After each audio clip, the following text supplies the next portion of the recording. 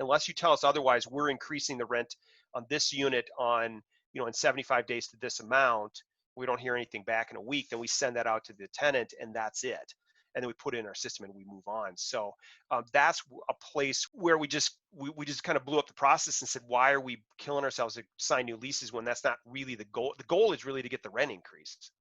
It is a common saying amongst real estate investors that you make money when you buy, not when you sell. While this catchy phrase has value, it fails to convey how easy it is to lose money through poor property management. Whether you self-manage or hire a professional, it is important to understand how to navigate the common pitfalls and challenges with rental properties without losing your shirt or your mind. That's why you have tuned in to Maximizing Your Property Value, the apartment owner's guide to operating rental properties as a successful business. I'm your host, John Stiles, real estate agent and team leader of the VIP Real Estate Group at Bridge Realty. As a current multifamily investor and former property manager myself, I understand the headaches and difficulties of keeping an investment property from becoming a money pit and time sucker. It takes a solid business plan, it takes tested systems, and it takes key team members to actually find success. So let's take a deep dive and maximize your property value. Welcome back, everybody, to another episode of Maximizing Your Property Value. I'm your host, John Stiles, and I'm excited that you have joined us today. I'm also excited for the pleasure to introduce our guest today, who is Scott Fitzek. Scott, thank you so much for being on the show. My pleasure. Excited to be here. So a little bit about Scott before we get into things here. Scott is a broker at the Rental Management Guys. He has been buying and managing investment properties since 2001. He invests in duplexes, fourplexes, townhouses, single-family houses, and even commercial properties throughout Minneapolis and surrounding Minnesota communities. As a result of managing all these rental properties himself, he is an invaluable resource for his investor clients. Prior to real estate, Scott was the Director of Information Technology for Caribou Coffee and Mesaba Airlines in the Twin Cities. He graduated with a finance degree from the University of Wisconsin-Eau Claire and lives in Independence, Minnesota with his wife, Amanda, and their 3 kids. So, Scott, why don't you take a moment to introduce yourself a little bit more, fill in the audience about your background and how you got into real estate? Sure. I grew up in a family where my father was self-employed, had been a general contractor for decades, and so I always had that construction and building in my blood. I remember as a young kid helping him clean up construction sites and things like that when he was building houses. And so after college, got interested in buying rental properties, and as I right after I had kind of had a stable job and had income. Started buying up some rental properties and acquired a fairly good size portfolio and have continued to do that and flip houses and buy and sell real estate over the years. In 2004, 6 years ago, my number of clients of mine that I have done a lot of business with over the last 10 or 15 years, we got together and decided that to start a property management company, which we call Rental Management Guys. We decided there was a niche in the market for property management companies that were focused on investors, and we were really the audience because we had used property management companies ourselves and were love some things about them, frustrated about other parts of it. And so we just thought, there's a good opportunity. Plus, with just frankly, the number of units that we have under management of our own, it just made sense that we bring all that in-house. So that's what we've been doing ever since. I still additionally buy and sell, properties for clients. So I still do a number of transactions per year, mostly on the investment side. Okay. Yeah, that's great to understand where you're coming from in all of this. And so the company that you have established in 2004, you said, what were those things that kind of created the company? And, what were the good things that you pulled from some others that you've had experience with? And what were the things that you tried to differentiate that you were frustrations with other companies? Mm-hmm. Sure. I know that the term is cliche, but we really were frustrated by a lot of the lack of transparency of how things were getting done, especially on the financing side. We were consistently frustrated that we'd get our, monthly check from a property management company and wouldn't know, wouldn't understand why is this $400 short? Why is it $800 short? Had no visibility into really what was going on or why money was being spent. So we have changed that. So we, all of our owners get notifications whenever there's maintenance items. We have a cap on spending $250 without getting their approval. We've got all of the invoices down to the $5 Home Depot receipt are online for the owners to review and look at, and and they can keep a pulse of financially what's going on a minute by minute basis. So there was that piece. The second piece was also just trying to provide more guidance for some of our less experienced customers, ones that were just getting started in the market as investors. So that was another big piece of it. And and then just trying to do the right thing, trying to treat the properties like they were our own, and do the things that we would want done for the properties. And then also just a lot of consistency and process that we didn't see. We saw a lot of our competitors don't have a lot of systems in place. They don't have a lot of processes or a lot of consistency. So we try to make things as cookie cutter as possible, because then it's predictable both internally as well as externally. So. Okay. Well, that sounds good. And I appreciate the terminology you've used there as far as systems and processes, because it's my goal that these interviews and this show will kind of dig into those processes and systems so that we can all learn and improve together. So one other question about your company: who would you say is your ideal clientele, like in terms of geographical location, in terms of property type, and then also maybe portfolio size? Mm-hmm. We do business all across the Twin Cities. So I would say in the 7-county metro area is, we're open to that. We have a heavy concentration in Minneapolis and St. Paul, obviously, because that's where most of the rentals are. But we do have we do have properties that stretch all the way to Cottage Grove and up towards Fridley and in that area. Secondly, we like working with investors, guys and gals that are out there to they bought a property for the specific purpose of capital, of growing wealth or, income, and those are because generally speaking, those investors, those people understand the process. They understand what it takes to be an investor, to own an investment property, maintenance and repairs and tenants and things like that. They don't necessarily have an emotional attachment to the property. So that's the group that we work with. Now, obviously we work with lots of, I would call them accidental landlords. That's not uncommon for us. We have lots of those type of owners also. And then the second one is, our preference is people that have multiple properties. So anywhere from 4 to 20 units. Again, that's very much how we're geared. It's, we understand that those people generally are more sophisticated. They understand the process. It's more straightforward, and it's frankly how we do business. We own, between myself and our partners, we have about 80 units that we own and manage ourselves. So I mean, we can kind of talk shop with those larger investors. And property types, I mean, I have everything. I have lots of single family houses, lots and lots of them, small apartment buildings. We've managed mid-sized apartment buildings, 15 to 25 units in the past. I have lots of condos here in Minneapolis and things. So a little of everything, but that would be our preferences, working with investors. Yeah. Okay. That makes sense.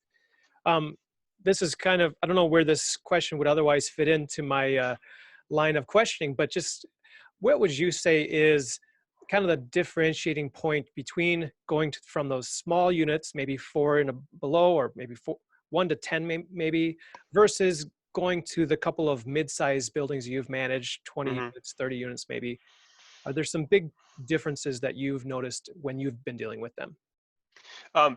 As to how we manage them, or is the question more about how would an owner, the owner that's transitioning out of a few single family houses into a mid-sized building, how would they do it? And maybe the question's for both of us. I don't know. Yeah, I think it's somewhat similar because Hmm. in both cases, whether it's your professional management company or if an owner is going to be managing themselves that size building, Hmm. hopefully they've got some professionalism about the way they're doing Right. it. So I think it would be a pretty similar answer.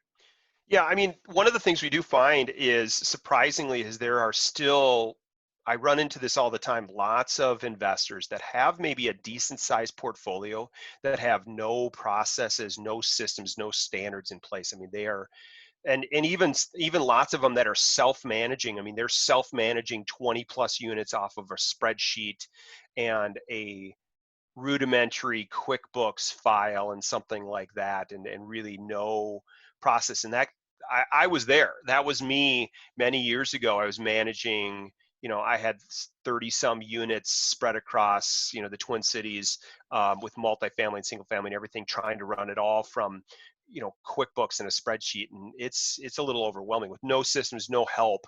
And so, I would say that as you continue, build your systems and your processes early, don't be afraid to take on help, pay for technology. If, there's lots of technology can make life much easier. Pay for that now, get used to it. So then when, if your goal is to build a number of units, you're working through that and you're not buried in that. For us, as we transition from a small apartment building, let's say a 4-unit apartment building, to a larger building, it's pretty straightforward for us. There's not a lot of big differences. I mean, sometimes the systems are a little bigger, electrical and heating and plumbing and things like that. Those can be a little more complicated. You start getting into potentially, exterior issues, driveways and trash and things like that. But those are pretty similar. The other challenge can also be is that you need to sometimes take a little closer control, or be working through details, tenant issues at larger buildings, because once they got out of control, I mean, you have the opportunity to, or the risk to, poison, or hurt a big building. And there could be a big problem there, which is going to take a lot longer to resolve than, let's say, a duplex or something like that. So Yeah. So if there is like a problem tenant or a problem maintenance concern that's affecting multiple residents, you hmm have more people who are being, inconvenienced or whatever it might be and correct. complaining about it. Yep, exactly. And so it just needs a higher level of attention, and to jump on that. So Yeah. yep. Okay, well, makes sense. Well, one of the big things I want to go into in the show here is the role of the property manager. And, many people in the Twin Cities just manage their own properties. Of Hmm. course, there's many third-party managers to choose from, and then some kind of vertically integrate or, hire employees and such kind of, and you've kind of done some of all of that, it sounds like. Right. So I'm wondering what you think is the right time and place for each of those models. Um, I think some of that goes back to the time availability of the owner. So I have, like I mentioned, I have a couple owners that have two units, and they just don't have any time on their hands, and frankly, they don't have a desire to necessarily be involved in the property and be, either with the tenants or with maintenance and everything. And they, it's just an investment to them. I have a few owners that haven't seen their property in years, and that's their desire. They just want to have it as a passive investment. I have other owners that have 20 plus units, and they want to be actively involved in everything that's going on. And then we have somewhat of a hybrid. We're one of the rare, companies in town that does allow some hybrid type of arrangements as it relates mostly to maintenance of the units. We have a few owners that they really like to do their maintenance. They've been doing maintenance on their buildings for years. That's their hot button, where they're concerned about spending too much money. So we have systems and processes in place that allows them to continue to do that. We handle everything else. We handle all the rent collection and the filling of the units, and even the dispatching of we're collecting the maintenance requests, but then we actually dispatch them to the owner, which works out pretty well. So I think it really depends on what the owner is really looking for. So how Yeah, much time they have and what their desire is. So yeah. that makes a lot of sense. And, a lot of owners do continue to manage properties because of the concern of high maintenance expenses. Hmm. Um, Right. but you kind of feel like once you hand that over to a third party manager, your expenses are just going to kind of get out of control. Hmm. But and I have some more questions about expenses later on, but Sure. maybe just since we're on that right now, what what do you think, or how do you communicate with owners to help them become more comfortable with that Hmm. topic right there? Couple things. One is we first we've chosen to internally hire a number of maintenance people on our team, and we charge them out at a very reasonable rate. I mean, they're charged out at $50 an hour, which I think is very reasonable for providing insurance and gas money and all that, and paying for decent employees. So I think that first puts the owner at ease that it's not $75 an hour, $100 an hour, whatever. The other thing is we try to dispatch our maintenance guys, those same guys, to probably 80% of the maintenance calls that come in. So when we get a call about a leaking drain, our first response is to send our maintenance guy out at $50 an hour. He may be able to breeze in there and get in and out of there in a half hour, and you paid $25 instead of paying a licensed plumber $150 to deal with that. So again, I think that puts the owners at ease that our goal is to is to minimize the costs, and I mean, because we're investors too. And then along with that, kind of coupled with that, is that every maintenance call that we take goes through our call center, our 7x24 call center, and then they create work orders or tickets in our management system for those maintenance items, and the owner receives a alert about the maintenance request at the same time we do. So it gives them they don't have to do anything necessarily, they don't have to prove it, they don't have to have a discussion with it unless they want to. So but at least it gives them an idea, hey, the tenant called in because the sink is leaking. And so usually the owners, after a while, they kind of understand, okay, I know that that's generally not a catastrophic $800 repair. And they also know that we're going to get in contact with them if we see the bill is going to go over 250. We get in contact with the owners and discuss what's going on, and at the same time, that having that notification is real easy for them to just simply reply to that and ask the question. I'm not familiar with a you know a coupler on a on a furnace or something. What's something like that cost, and we can give them some kind of an estimate. So it helps build that trust and build that understanding over time. So Okay. Well, that right there is a good example of the transparency you mentioned earlier about that you are providing. I mean, mhm. if a owner is getting notification at the same time you are, I mean, that takes away kind of the buffer of, okay, well, now as speaking as the manager, for example, well, I've got a little bit of time to figure this out before the owner knows. Right. You've removed that. Yeah. Yeah. So Yeah. that's bold, but it's kind of expected, I Yeah. guess, now in the technology age that we live in. Right. I So mean, in a way, it allows us to partner a little bit closer with the owner so that they know that we're on their side. And so if there is an issue, um, they know that this is a problem. And it also helps where if there's recurring issues at a property, they're valid or invalid, at least they're seeing the same things we are. So then it's not a surprise when all of a sudden, or generally it's not a surprise, we've been called out 4 times for the furnace over the last 6 months, and then finally we have to replace it at a big ticket, which is a big ticket item, that at least hopefully they've had some knowledge that it's like you're driving your car and I hear a squeak, and so you can kind of start to get used to, I might have a repair coming up here. So that's the other ways it helps. yeah, that makes a lot of sense. Which software do you guys use to help you in this process? Hmm. We have about 4 or 5 or 6 different pieces of software. We started with Propertyware. Propertyware is our property management software, which is really the foundation of everything that we do. Handles all of our accounting, all of our tenant ledgers, everything like that.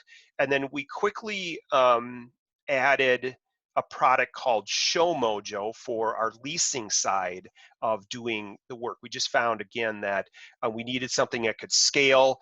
At any given time, we have 15 to 20 properties on the market at any given time, and we needed something that could handle the automation of scheduling appointments. There's nothing, and I, you know, kind of going back to your earlier question about what's a pain point, or where, you know, as owners grow their portfolios, where are they going to experience a part where they should add something? I would say that's probably your first one. There's nothing, any owner that has been leasing properties has probably experienced driving down the road, they get a phone call, you know, from a Craigslist ad, somebody wants to see the property, and you're trying to talk them through that while you're on the phone, and then remember that you have an appointment set up for tomorrow at 2, and you have to write that down, and then lo and behold, you know, an hour later somebody calls and wants to see it tomorrow at 4. And so just keeping all that collected. So Show Mojo was the second project tool that we used. We also this last summer implemented a more robust kind of best of breed maintenance tool called Property Meld, which allows us to, you know, Propertyware is pretty complete and tries to be everything to everybody, but and it did work until we hit about, you know, maybe 300 units. But once we surpassed 300 units, it was just buckling under weight. It was too much data. Whereas Property Meld is just, it adds some automation. It's a little more efficient. So we use that, and then I'm sure we have a set, same thing with inspections. So we do move-in inspections, move-out inspections, 6-month inspections. We do what we call property preservation inspections on properties every 6 months. Same thing, Propertyware had a tool. It was clunky. It didn't work well. The maintenance, you know, our field guys hated it. So we went with a software called Snap Inspect, kind of, again, best of breed, works slick, really easy. So we try to add the tools where necessary as we're growing to kind of fill pain points. So, and I'm sure I'm missing something. I'm sure there's another one in there somewhere. Okay. So. Yeah, it's definitely good to take advantage of those technologies that are available. They're making the business so much easier to operate. Right, So, right.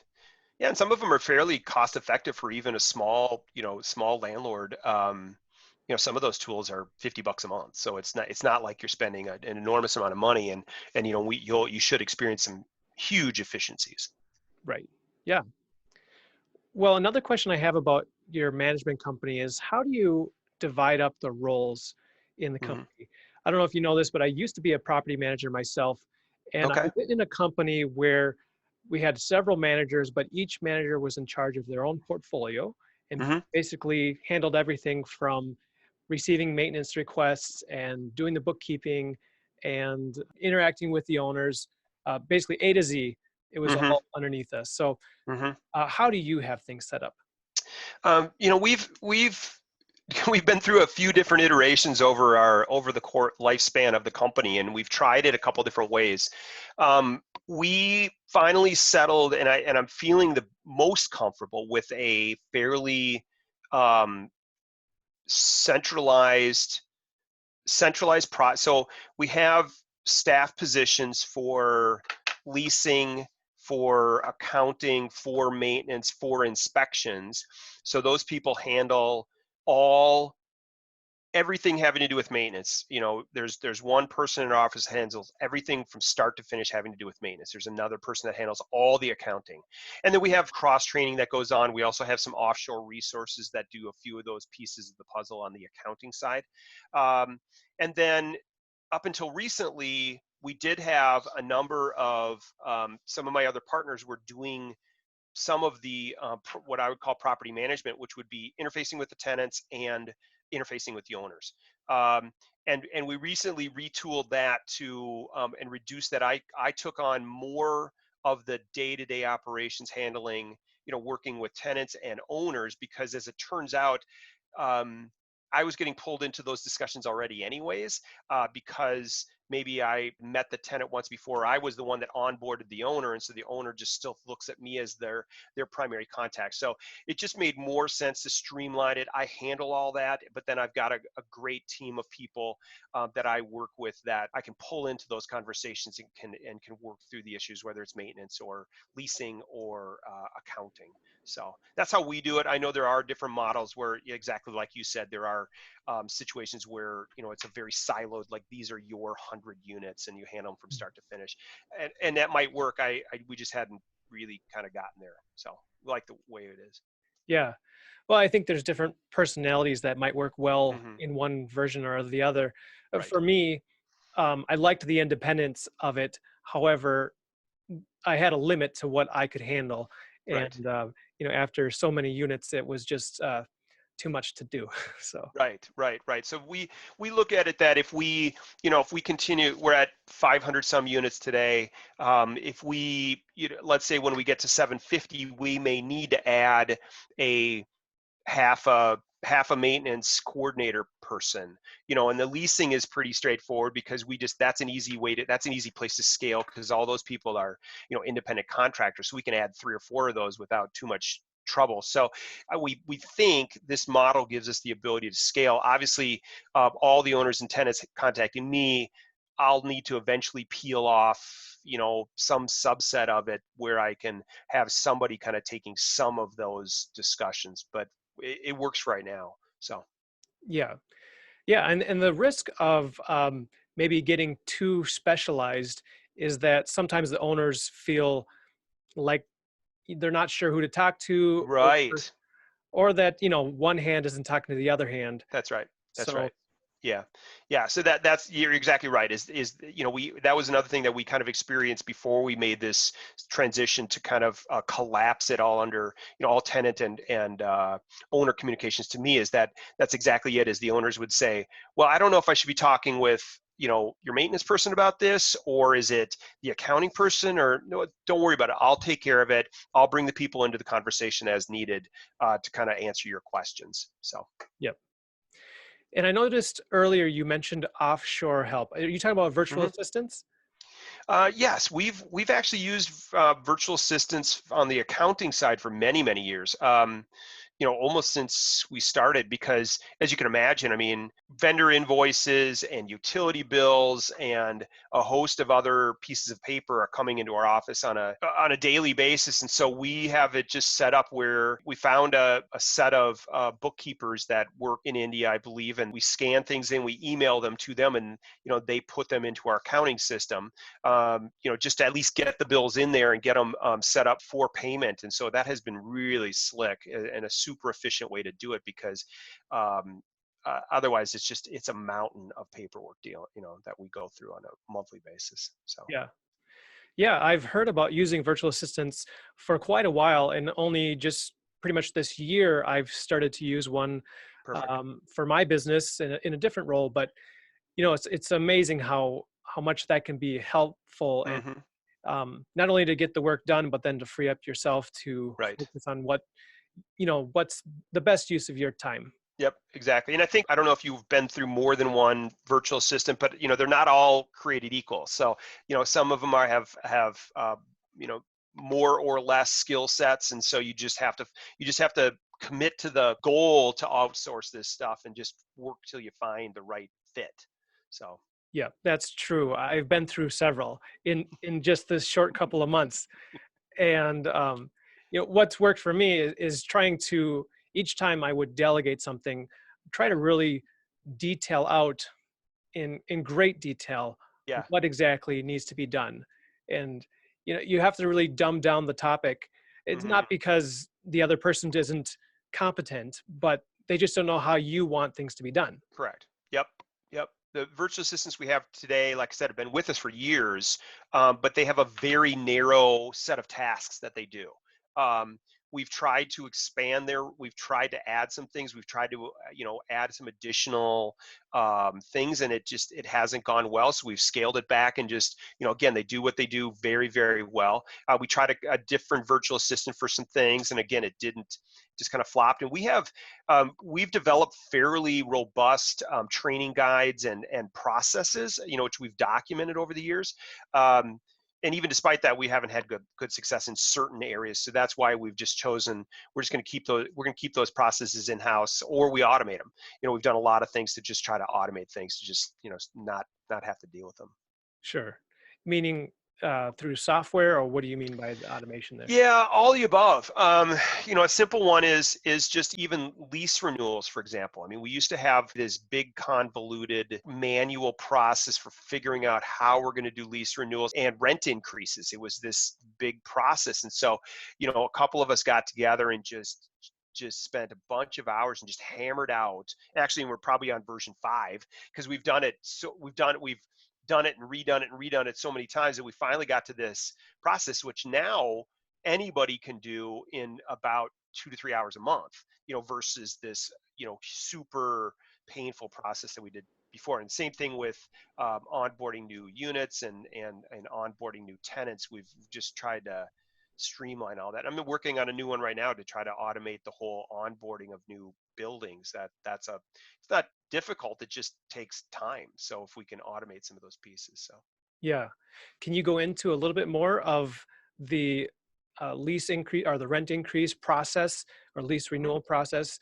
Because you're right, it can take a long time. And I think that a lot of owners just kind of let it go. They might let their tenants just go month to month, and then the rents stay the same for years and years and years because they don't want to upset the boat. Yeah. Well, we decided, and we were the same, we had that same kind of paradigm where we thought, that lease renewals and rent increases were one and the same, or were coupled.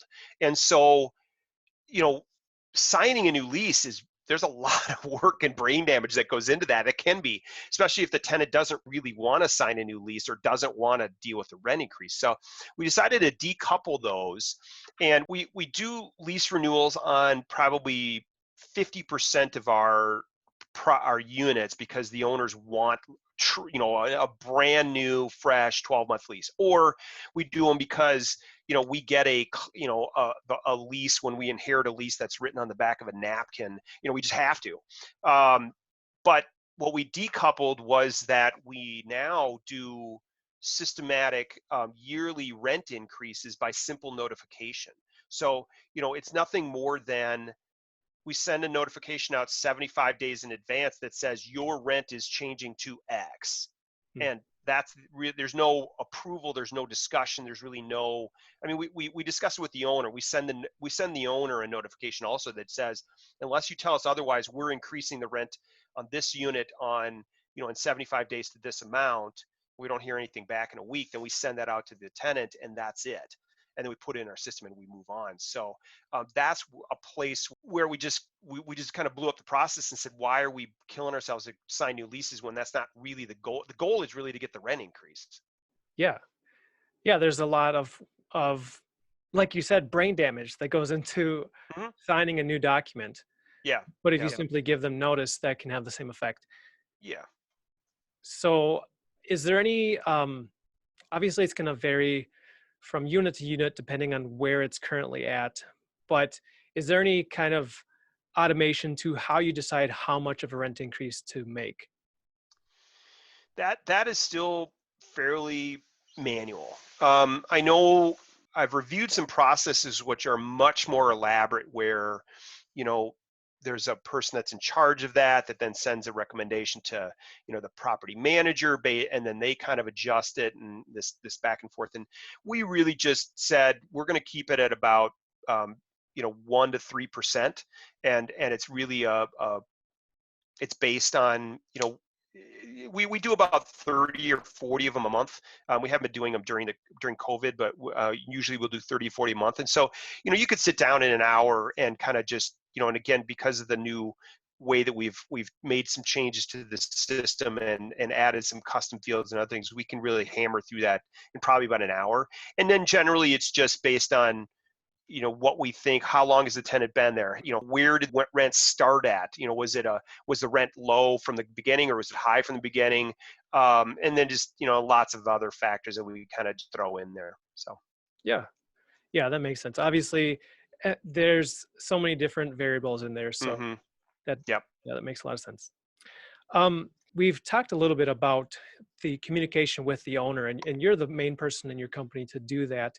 Mm-hmm. Um, do you have a routine for how frequently you try to reach out to your owners? Say if there's been kind of nothing going on at the property, but kind of what's the minimum that you'll try to reach out and kind of strategize about the property and the investment to see what's the plan for that property. Mm-hmm. Um, we that is definitely an area that we want to, we are working on. We don't have a kind of like some of our other things. We don't have a concrete. We always talk to the owners, but it is definitely something that we've been discussing as we're coming into 2019. Some of my owners I talk to multiple times a week. And they may have a lot of units or very few units. It just depends, and it also depends on what's going on. You know, so no, we need to do a better, more, deliberate, specific job on that we always, because I have some owners that I haven't spoken with in a year or two. They have one property with me, maybe they even live in a different country, and I just haven't, everything's going smooth, everybody's paying their rent, there's no maintenance issue, so there hasn't been a real spark to do it. But you're right. We have recognized that we need to step up that side of the game to make sure that we are proactively, engaging with the owners. Now, one of the ways that we do that, I wouldn't say that we never do it. One of the ways that we do it, which is a little bit more passive, is that we do what we call property preservation inspections every 6 months on every unit. So, and then that report, which has anywhere from 10 to 30 pictures in it, and commentary by our inspector, gets emailed to the owner. So it does give an opportunity if the owner has concerns, or, and then it's also reviewed internally. We look for things on those reports to say, we haven't had a maintenance call on this property in 6 months or a year, but what's going on in this property? And it allows us to look at the pictures and say, it's interesting. I don't think they're supposed to have a dog, or, I see a stain on the roof there. We should spin up some maintenance requests to go look at that. Or it gives us it gives us visibility into it to then engage with the owner. But to your point, is we needed to. That is one of the things on our radar, is to have more of a portfolio review, for lack of a better word, with each owner on a more systematic basis. Sure. Well, and I think what you've mentioned there is a really great asset of what you're providing. A lot of companies that do scattered site management, or even just owners that have properties all over the place, might not get to their properties for a Mm-hmm. year or years. Uh, Right. so if you're intentionally getting into each unit every 6 months, I think that's Right. great. Because, and like you said, there's so many things that can happen at a property that maybe the tenant won't Mm-hmm. report it, or not realize what's going on, or not Right. really, be trained to look for something. So getting eyes on Right. the property goes a long way. Well, yeah, I mean, we've come across situations where, a tenant put a bucket under the kitchen sink and they just said, yeah, I just never call. I just empty it every so often. Well, that's not going to be good. Or even life and safety things, handrails that are loose, smoke detectors have been taken down. Or like I said, that we run into a thing where, yeah, they're not supposed to have dogs, or there's 8 people living in a place that we didn't know about. So, yeah, we want to get out in front of that stuff and make sure, it's dealt with. So. Yeah. Oh, very good. Well, I'm going to shift focus a little bit, and I want to talk about income and expenses. I Mhm. mean, we've covered that a little bit already, but as you know, like a rental portfolio is valued based on the net operating income. So I'm wondering if you've found any ways to really help the owners increase their income or reduce their expenses so that that bottom line is where it Mhm. should be. Yeah. Um, I would say a big push that we did as we've been taking over single family houses. One of the surprising things is that a lot of owners in in certain areas were still covering things like water, sewer, garbage as a simple example. I mean, it was traditional that 10 years ago, all the owners paid water, sewer, garbage. And so we've shifted all those expenses whenever possible over to the tenants, so that, that was, could be a couple $1,000 a year. We're also trying to do, I think to your point earlier, is we're also more systematically raising the rent on tenants, to get them into market, because I've seen a couple leases where the tenant's been in there 10, 12 years, which is awesome. You've saved a tremendous amount of money in turnovers, but yet at the same time, the rent hasn't changed in 10 years. And so you're so far behind the market that you can't all of a sudden you can't increase the rent by 20% without blowing up that tenant. So I think they did, whoever was managing it did themselves a disservice. So there's those situations, um, and we're working on other things to, consistently try to, charge things back to tenants, make sure that things are getting, helping our owners find, money through programs to do, upgrades on windows and insulation and things like that. So wherever possible, we're trying to find, places that we can help the owners just make more money. So Yeah. Oh, that makes sense. And would those type of things come up probably in your uh, property preservation inspections? yes, yes, they do. And obviously every building's different. I mean, if you have a building that's got, um, a central boiler in 20 units, I mean, you're going to be looking at that through a different lens than a single family house that all the utilities are paid by the tenant, for example. We often also do talk about, some of the other things we do on the maintenance side of the equation is we also try to do things that um, minimize the long-term maintenance expense. I mean, and this may seem simple, but when possible, we move, garbage disposals. Yeah, they're kind of a nice to have, but they're a hassle and they break. They only have a couple year lifespan, and sure enough, you're going to be spending $300, $400, $500 to replace it and get a plumber out there and everything like that. There are places where same thing with dishwashers. There's certain areas that don't properties are there and the tenants don't expect to have dishwashers, for example. So if we come across one, we take it out, one less thing to deal with. And there's subtle things that we'll do in certain areas, and based on what the expectation is of the tenant, to minimize the turnover or minimize costs for maintenance and turnovers. So Yeah. Yeah, that makes sense. I've heard a lot about removing garbage disposals. I know we had owners that did that back at the company I used to work at, mhm. um, because they get clogged easily, they break easily, Mhm. and they're kind of a luxury item. They're Yeah. not necessary. Yep. Yep. Or like window air conditioners, for example. I mean, years ago we got out of the window air conditioning business. We just said all new leases, that's on the tenant. We're not gonna, because it was always got to install it. It's going to be 80 degrees this week, and we got to install it ASAP. You got to take it out because it's 40 degrees outside and it's not cold enough. It's not, it's blowing the circuit breaker. It's just stop, stop. Those are all expenses that go to the owner.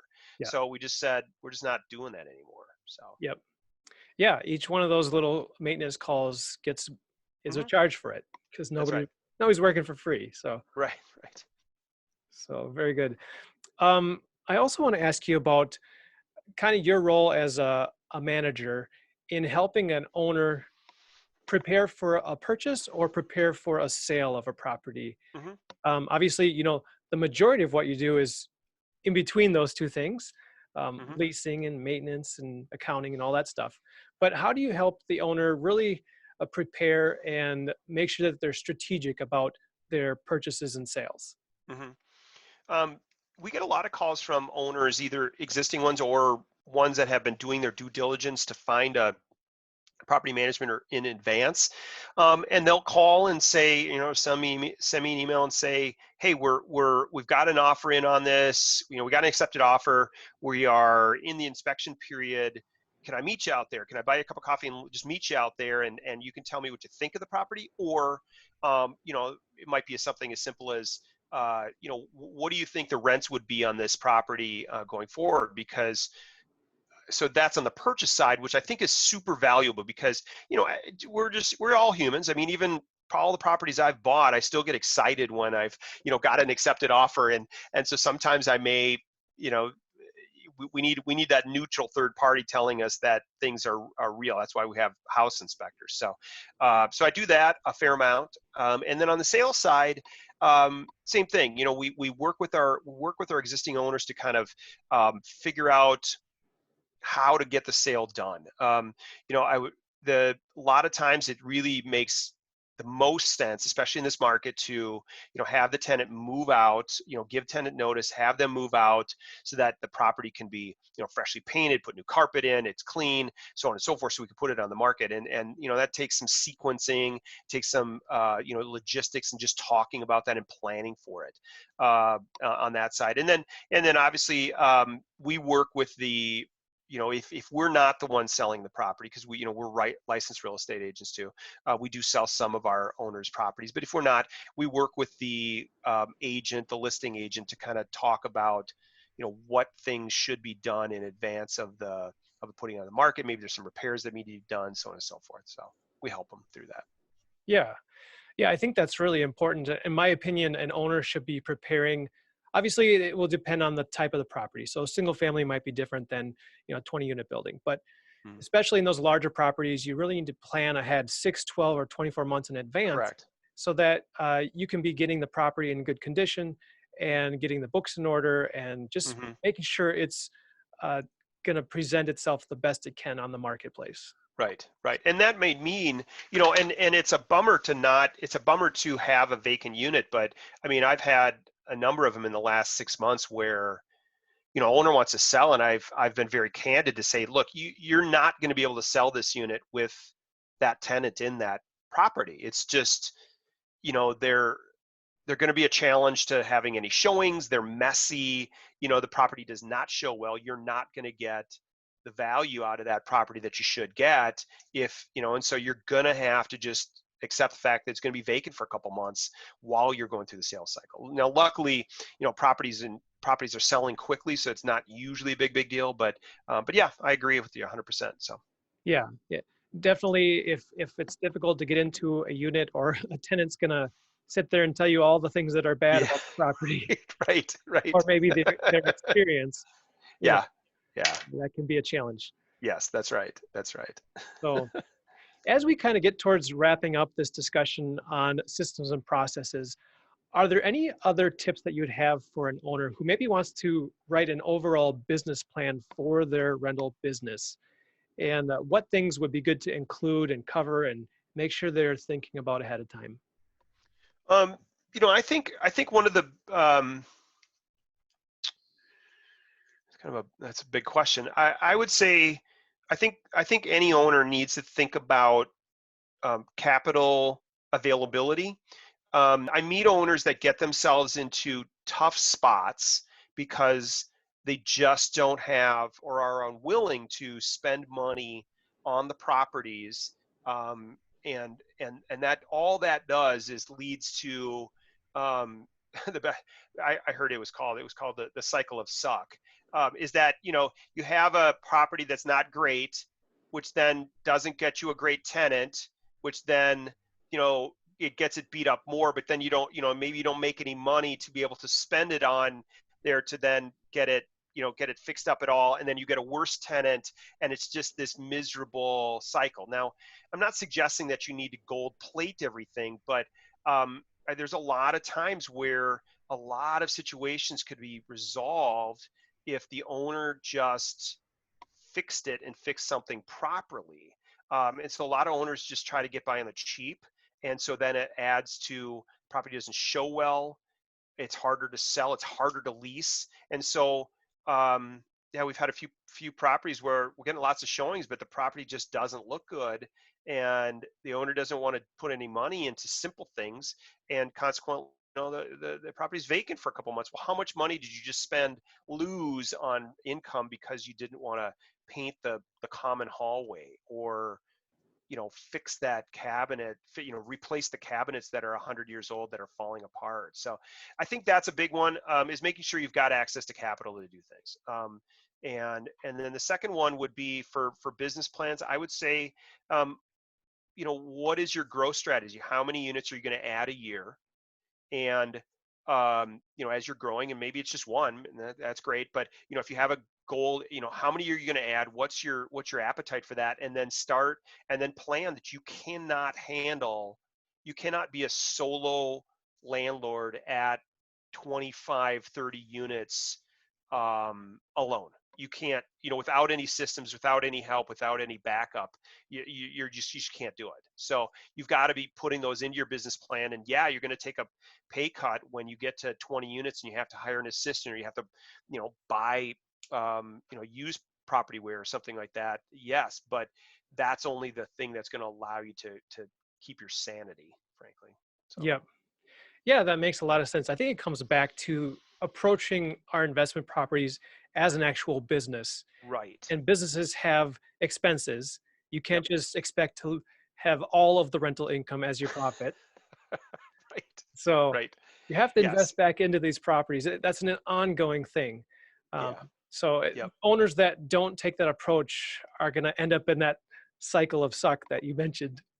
Uh, Yeah, and they're going to be frustrated. They're going to be frustrated, and they're constantly going to be wondering why do they have problem tenants? Why are people not paying their rent? Why is my unit, why am I always fixing that? Why? You've got to get yourself to a place where you're comfortable, or you're just going to burn yourself out, or you're going to hate that you own rental property. So, yep. Well, I'm getting close to some of my closing questions here, okay. but briefly, I want to get your take on what's going on in the marketplace now that we have a pandemic that we're dealing with. Obviously, evictions are not happening right now. Uh, I'm assuming that rents are not increasing right now. But what is basically your experience on the boots on the ground of what you're experiencing now and what you're seeing coming up in the next 6 months or so?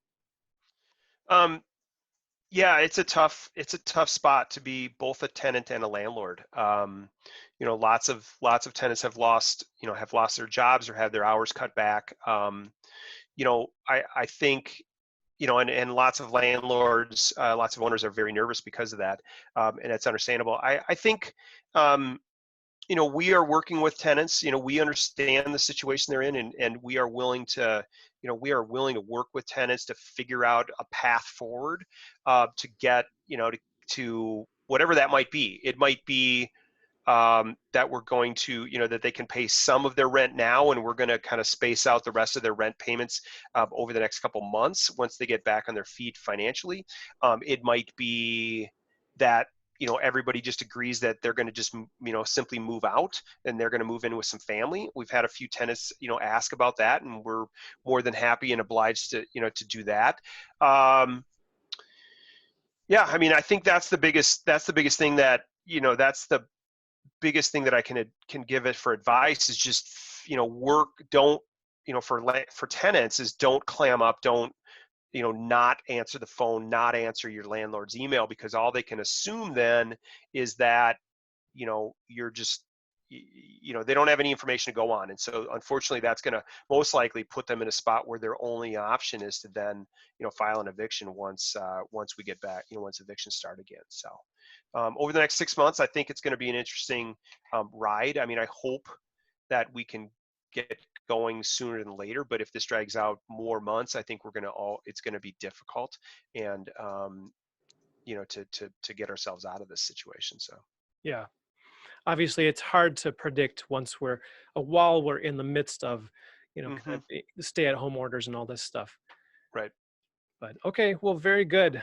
Well, like I said, I've got some closing questions, Sure. and I do appreciate all the insight you've shared so far. Clearly, you know, we haven't covered everything in this short conversation, so But I appreciate what we've done so far. Mhm. So just to allow the audience to get to know you a little bit better, number one, why do you get up in the morning? Um, why do I get up in the morning? It's really to continue to, move the ball forward. I mean, like most people, first thing I do is, get a cup of coffee. And the second thing I do is, fire my computer and see what's going on and what things need to be fixed and what things need to be going. I really, cause I grew up in a background of, in building and everything, I still have just a love for, properties and for working with owners and working with tenants. I just like I like the business. I really enjoy it, and so that's what gets me going. In the 7 days a week, literally. So Yeah, very nice. Second question is, what's an event or a person in your history that was kind of monumental in creating who you are today? um, well, I mean, the people that got me in the business, I thought it was curious. I mean, I always wanted to own rental property, but could never figure out how to do it until I don't remember how I met him, but I think I went to a seminar or something, and I met a real estate agent and a mortgage broker that worked together, and they kind of taught me everything I knew and helped me buy my first 10 plus buildings. And so that, obviously that set me down a path where, I am doing that today. So that's an interesting, um, yeah, that's how I got here, I suppose. Yeah. Well, follow-up question to that, what is the Hmm. secret? Because I think a lot of people might be stuck in, I think real estate investing is a good idea, but what in the world? How do I do this? How's everybody? I think, yeah, uh, I think finding a real estate agent that you trust, that you like working with and that you feel like you can trust, that has experience in rental property, in investment property, and just saddling up to them and looking at properties and having them get you up to speed, because they'll bring all the other guys. They'll bring the mortgage guy and the inspector and the property manager and everything. But just finding somebody that you trust, to give you sound advice, I think is a huge, that's how, if I had to do it again, that's how I would do it, because they're also it's different than reading it in a book or taking a seminar, because they're in the market, they're living it every day. Yeah, they get paid by selling you something, but I'd find somebody that is less motivated by selling you something and more looking to be a long-term relationship. I mean, I have customers that I've been working with for 15 years, because I look at it more of, it's not a in my book, it's not a transactional business as a real estate agent, it's a relationship. And I'd look for somebody like that's what I would do if you really wanted to get into business. So. Yeah, that makes a lot of sense. I know, obviously, books and reading and blogs and all that stuff has its place and it's really valuable. Hmm. I know that as much as I learned from my first real estate book, it was a long time after that till I actually invested in real estate. So Yep. there's, Yep. there's Right. a lot to say for working with somebody who's done it and knows what steps to take. Yeah, and you can and they can answer that. I can't tell you how many times I would call my real estate agent and go, the tenant just did this. What should I do? Those are not things you can read in a book, or I mean, I suppose you could go in a forum or something. But there's a million times that I call them and just needed sound advice, and they go, oh, don't worry about it. Do this. Yeah, Oh, okay, great. that's great. Okay, so my last question for you today Yeah, is, how can people get in touch with you if they'd like to learn more about your sure. business? They can definitely go to my website, rentalmanagementguys.com. There's a fair amount of information there. You can also call us. You can find me on the web. I'm about everywhere, but that's probably the most straightforward, and it gives you lots of background on what we do and how we do what we do. And then if you're interested, there's a contact page, contact me page. Just fire off an email to us. Happy to get a cup of coffee, chat with you, whatever you want to do, just get some more information. Even if you're just getting started, I have a lot of guys that'll call me and just want to kind of get some background information on how things work and any advice. And I'll hear from them a year later, and they say, okay, I bought my first rental property. Can you manage this for me? So, that does happen a fair amount. Yeah, it can be a long process, but it's Hmm. it's a Yeah. great process to be in. Right. Right. All right. Well, Scott, again, I thank you for your time today. Hmm. I want to just speak to the audience briefly. If you got anything out of this discussion, let us know that you're out there. The best way to do that is either comment on our YouTube channel, or you can go ahead and give us a rating and review on the Apple Podcasts app. So we really appreciate getting the feedback and letting you know that you're there. Of course, you can also share this out to other people that would benefit from this. So thank you so much, and we will see you on the next one. The opinions shared on this show are for informational purposes only and should not be taken as a solicitation for representation or investment in any specific offering. Please consult with your financial, legal, tax, and real estate advisor before making any investment decisions. John Stiles is a licensed Minnesota real estate agent with Bridge Realty. Thanks for tuning in to Maximizing Your Property Value, the apartment owner's guide to operating rental properties as a successful business. If you're considering scaling up, downsizing, or right-sizing your real estate investment portfolio, it's important to know how to determine your property's value in today's market. That's why I've put together a free ebook for you called How to Calculate Your Investment Property's Value. To get your copy, go to www.realestatestyles.com/value. Now, if you found any value in today's show, be sure to subscribe to our email newsletter, YouTube channel, and podcast through your favorite podcast player. All the links are in the show notes. And would you do me a big favor? Help me get the word out about this show by sharing with your friends on Facebook and LinkedIn. And lastly, we appreciate your 5-star rating on iTunes. I really appreciate you and wish you the best in your real estate investing career. Signing off, I'm John Stiles with Bridge Realty. Make it a great day.